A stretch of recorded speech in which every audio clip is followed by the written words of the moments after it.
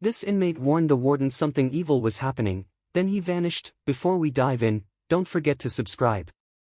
Stories like this don't just keep you up at night, they make you realize how little we truly know about what happens behind locked steel doors. The story begins inside Red Valley Correctional Facility, a bleak, echoing fortress in the rural Midwest, where the walls are older than most of the men inside them. Inmates had a saying whispered during yard time: Red Valley doesn't bury secrets, it buries people.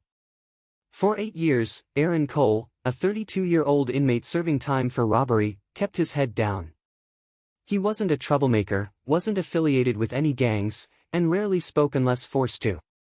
Guards called him quiet, inmates called him ghost, but staff records described him as predictable, which in a place like Red Valley was the highest compliment.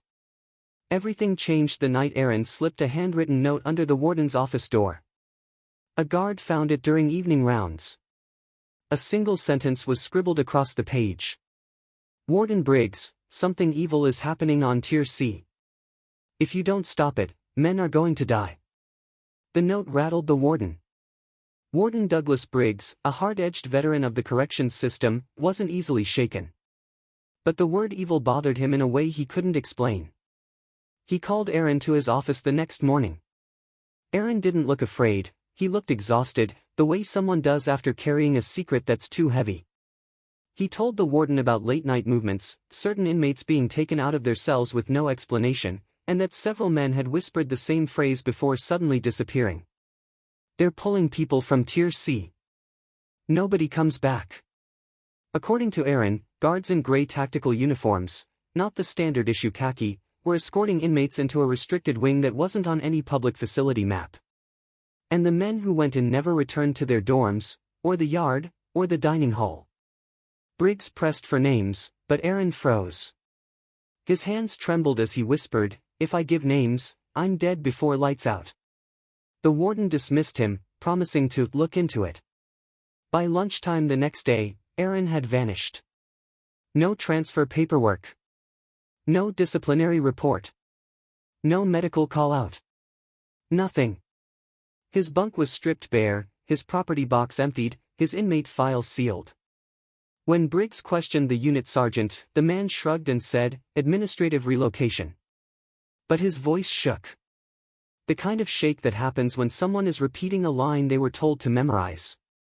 Whispers spread through the prison like wildfire. Some inmates claimed they saw Aaron escorted down a hallway toward the abandoned segregation block, a building shut down 5 years ago after a mold outbreak. Others swore they heard radio chatter about a Level 7 containment, a code that didn't exist in the facility handbook. Briggs tried to access the security footage from the night Aaron disappeared, but entire camera feeds were missing. Not glitched. Not corrupted. Deleted. He filed a formal inquiry to the regional office, but days passed with no reply. When a response finally came, it felt rehearsed. Red Valley has no record of an inmate named Aaron Cole requesting protective intervention. That was a lie. Briggs had spoken to the man himself. Frustrated, he reviewed archived incident logs and staffing rosters. That's when he noticed something chilling. 3 other inmates from Tier C had disappeared over the last 6 months under similar administrative relocations. Each one had filed complaints or grievances shortly before vanishing. The pattern was undeniable. The deeper Briggs dug, the more locked doors he found. And every locked door led him closer to a truth the facility didn't want uncovered. At the end of the week, he received an anonymous envelope slipped under his windshield in the staff parking lot. Inside was a blurry photocopy of a surveillance still. It showed 3 tactical uniform guards escorting an inmate down a dim hallway. The inmate's head was down. His hands were shackled. And on the bottom corner of the frame, barely visible, was a name tag. Cole, A. But it wasn't the image that froze Briggs in place. It was the location printed on the footage. Segregation unit, lower sublevel. A place Briggs never knew existed. And when he checked the prison's architectural blueprints, his blood ran cold. There was no sublevel. Not on any official record. Not anywhere. But someone built one. And buried it. Warden Douglas Briggs didn't sleep the night he saw the surveillance still. The image replayed in his mind over and over, those gray tactical uniforms, the hidden hallway, the impossible location stamped at the bottom. A sublevel that didn't exist, unless someone wanted it that way. By sunrise, he had already made up his mind. He needed answers, and he wasn't going through official channels to get them. He'd seen too many reports lost, too many requests delayed, too many staff members suddenly reassigned when they asked the wrong questions. So he started with the person he trusted least, Lieutenant Mark Hensley. Hensley had been at Red Valley for nearly 20 years, a man who wore his authority like armor and walked the tiers as if every inmate owed him a piece of their soul. But he also had something Briggs needed: access. Hensley supervised Tier C, the area where every missing inmate once lived. Briggs found him in the break room, drinking burnt coffee and pretending not to notice the tension that followed him everywhere. "I need to see the restricted logs for Tier C," Briggs said. Hensley didn't look surprised, just annoyed. "Logs are clean. Nothing unusual." "Then you won't mind if I see them?" Hensley hesitated. Just for a moment. But it was enough. Briggs knew he was hiding something. Still, Hensley relented and pulled up the logs. They were immaculate, too immaculate. No late-night movements. No special escorts. No administrative relocations. Nothing. As if Tier C had been a ghost town for months. "They look edited," Briggs said quietly. Hensley set his jaw. "You're chasing shadows, Doug. Let it go." But Briggs wouldn't. He couldn't. Later that afternoon, he pulled aside Officer Jenna Hale, one of the few guards whose personnel file wasn't dripping with misconduct complaints. She was young, sharp, and not yet poisoned by the facility's culture. "Tell me the truth," Briggs said. "What's happening on Tier C?" Hale's eyes flicked nervously toward the cameras. "Not here," she whispered. "Meet me in the maintenance corridor after shift." Briggs went, knowing full well it was dangerous. Hale arrived 10 minutes late, pale and shaking. "It's the gray uniforms," she said. "They show up after midnight. No names, no badges. They take specific inmates, the ones who file grievances, the ones who talk too much, the ones who know things they shouldn't." "Where do they take them?" Briggs pressed. Hale swallowed hard. "Sublevel. I don't know what's there. We're told it's off-limits for safety reasons. But I've seen men go in, and none come out." Briggs felt the chill crawl up his spine. "Who authorized it?" Hale's voice dropped to a tremble. "You won't like the answer." Before Briggs could respond, a loud metallic echo thundered through the corridor, a heavy door slamming shut somewhere behind them. Hale froze. "Someone followed us." They hurried out, splitting up without another word. Briggs returned to his office, heart pounding, only to find a sealed folder sitting on his desk. He hadn't left it there. No one should have had access. Inside were 3 documents. A transfer order for Aaron Cole stamped classified. A list of 10 inmate names, all from Tier C, labeled pending extraction. A handwritten note. "Stop asking questions. You're next." Briggs locked the door and scanned the papers again. The names on the list included 2 men he'd personally interviewed in the past month. Both of them had mentioned strange activity in the East Wing. And one more name hit him even harder. Jenna Hale. He checked the timestamp. The extraction was scheduled for tonight.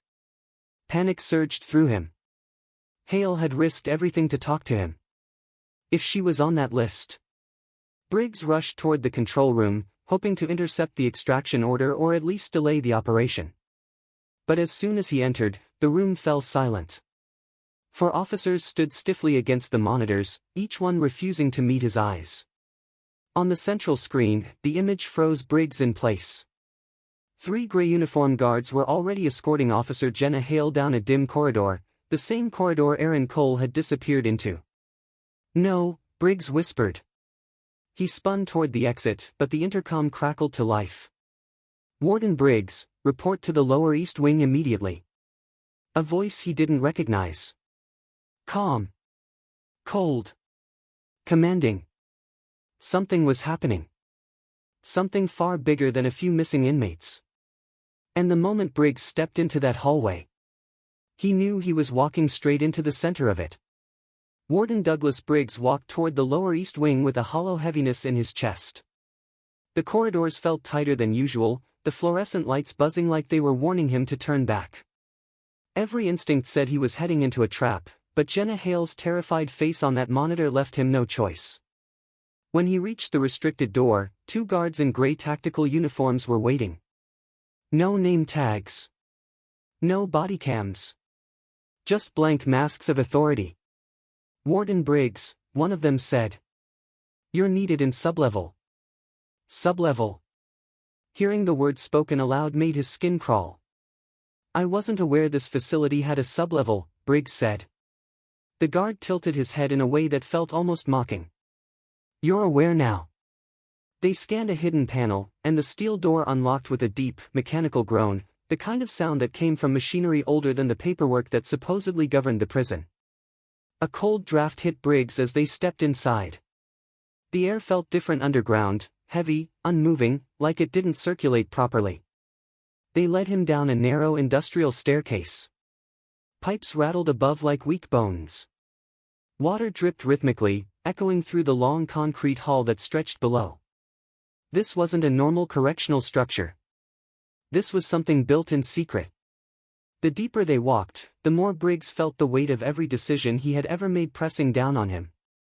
At the end of the hallway stood another reinforced door. One guard keyed in a code while the other kept a hand on his holstered baton. The door opened. Briggs stepped inside and froze. The room looked like a makeshift command center. Flickering monitors lined the walls, showing different angles of Tier C, hallways, intake areas, and the sublevel itself. Officers he didn't recognize stood at the consoles, speaking in clipped, coded language. At the center of the room, bound to a bolted metal chair, was Jenna Hale. Her head jerked up when she saw Briggs. Don't trust them, she choked out. They're running something off-book. Something bad. The guard behind Briggs shoved him forward. Warden, this is your final warning. Stop interfering. Briggs turned on him. What is this? Who authorized this operation? Another voice answered, one that sent a chill straight down his back. I did. A man stepped out from the shadows. Deputy Regional Director Mason Leary. A bureaucrat with polished shoes and a reputation for burying problems with paperwork. Briggs stared at him in disbelief. Leary? What is this place? A solution, Leary replied calmly. Red Valley has been leaking information for years, lawsuits, complaints, whistleblowers. We needed a containment system. A way to extract high-risk inmates before they become a liability. By disappearing them? Briggs demanded. By relocating them, Leary corrected coldly. You of all people should understand the importance of controlling narratives. Briggs shook his head. This is illegal. All of it. Leary stepped closer. You should have ignored Cole. But you went looking. And anyone who looks finds their way down here sooner or later. He nodded at the guards. Take him to holding 3. Jenna screamed, don't let them. Her voice was cut off by a guard's hand over her mouth. Briggs lunged, swinging wildly, adrenaline drowning out fear. He clipped one guard, knocking him sideways, grabbed the stun baton from his belt, and struck the second across the forearm. The baton clattered to the floor. Alarms erupted instantly, a blaring, suffocating roar. Red lights flashed. Doors slammed shut. The floor vibrated under heavy machinery powering up. Briggs grabbed Jenna's chair, ripping at the restraints. We have to move. She nodded frantically, wrists bruised and bleeding. The first guard recovered and rushed them, but Briggs swung the metal chair like a shield, slamming it into the man's chest. They bolted for the exit. Stop them! Leary shouted. But the alarm had triggered an automatic lockdown. The sublevel doors were sealing, one by one. Briggs and Jenna sprinted up the staircase, the pressure of the descending metal barriers roaring behind them. They made it through the last door by inches. Then everything went silent. Jenna collapsed against the wall, gasping. "We can't stay here. Leary will send people." Briggs nodded. "Then we go public. Everything comes out."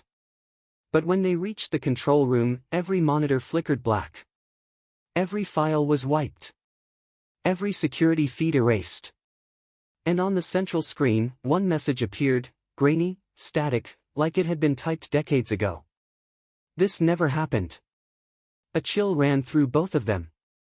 Behind the monitors, a drawer slid open by itself, mechanical, timed, deliberate. Inside was a single transfer form. The name on it made Briggs stagger. Douglas Briggs, relocation pending. Jenna looked at him, eyes wide. "They're going to erase you." Briggs exhaled slowly, the truth settling like ice in his chest. They already started.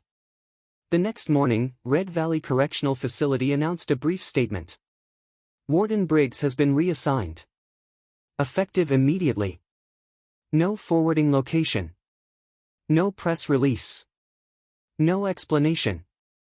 And as for Aaron Cole, his name never appeared in any official record again. If you think this story was intense, you're not ready for the next one. Hit subscribe, because what happens next in places like Red Valley is even darker than this.